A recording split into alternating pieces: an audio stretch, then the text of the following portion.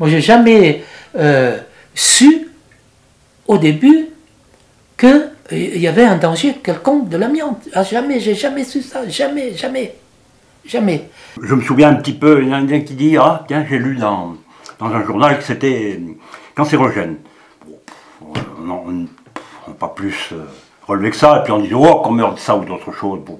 On a commencé d'avoir conscience du danger en 77, je crois, quand à l'époque les amisoles, les filles d'amisole ont commencé à bouger un peu. Et puis le professeur Pézera de l'université de Jussieu nous a demandé s'il pouvait visiter notre usine pour voir un petit peu comment ça se passait. Eux, c'est les premiers à dire, qui avaient commencé à dire l'amiante, attention, cancer, gros danger, bombe à retardement, etc. Quand j'allais à la médecine du travail, on passait une visite tous les ans, je demandais au docteur ou à la doctoresse, expliquez-moi si l'amiante est vraiment dangereuse. Ah non, non, non, non, le docteur du travail nous disait que c'était pas dangereux. Ah non, non, on n'a aucune connaissance du danger de l'amiante, non, non, c'est des faux bruits, c'est pas vrai. Si vous regardez le tableau des maladies professionnelles en rapport avec l'inhalation de poussière d'amiante, le décret a été créé le 31 août 1950.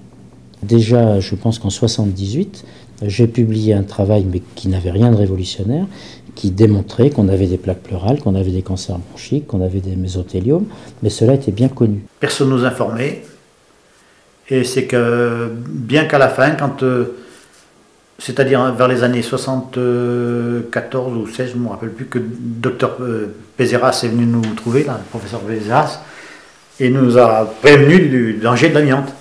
Il a dit, faites attention, l'amiante, c'est dangereux. On lui a fait visiter l'usine avec le directeur, le délégué syndical, quelques délégués du personnel. Et comme on était assez costaud syndicalement, les gars n'avaient absolument pas peur de faire voir dans quelles conditions ils travaillaient. Il y en avait même qui exagéraient un petit peu pour faire voir comment ça se passait, quoi, dans la réalité. Le dimanche matin, donc, une réunion publique où la salle de l'ancienne mairie était pleine, et là, la direction de Saint-Gobain elle-même, avait envoyé deux, trois personnes et puis chargées de contrer, quoi, pour dire que l'amiante n'était pas dangereuse, etc. La direction affichait mettait des affiches et elle nous faisait voir avec un dessin pour nous dire que l'amiante existait depuis des siècles et que jamais personne n'avait dit que c'était un danger. Et il y avait un dessin où le roi, pour épater ses invités, jetait une nappe d'amiante dans la cheminée. Donc ça existe depuis des siècles, il ne faut pas vous en faire, on continue de travailler l'amiante. Voilà ce qu'il nous disait.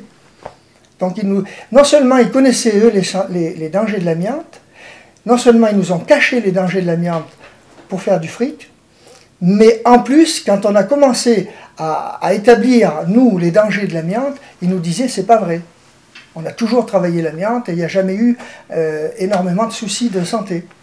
Jusqu'à la fin de l'usine, il n'y a jamais eu de consignes de sécurité, vraiment, quoi. Bon, bien sûr, à partir de 77, on fait un peu plus attention, bon, mais il n'y a jamais eu d'information de quiconque au niveau de la direction pour nous dire attention sur le danger, bien évidemment. Il y avait une entreprise qui était installée sur Clermont-Ferrand qui s'appelait Amisol, qui fabriquait des tissus d'amiante.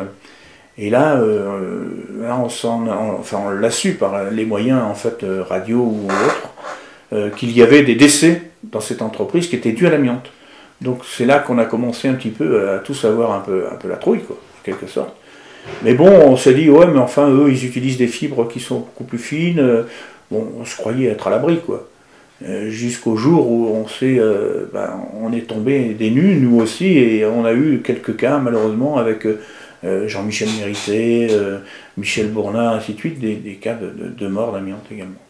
Il y a eu un départ de prise de conscience à l'usine Evry-Tube au moment du décès de Jean-Michel Mérité. Jamais je te dis qu'à 100%.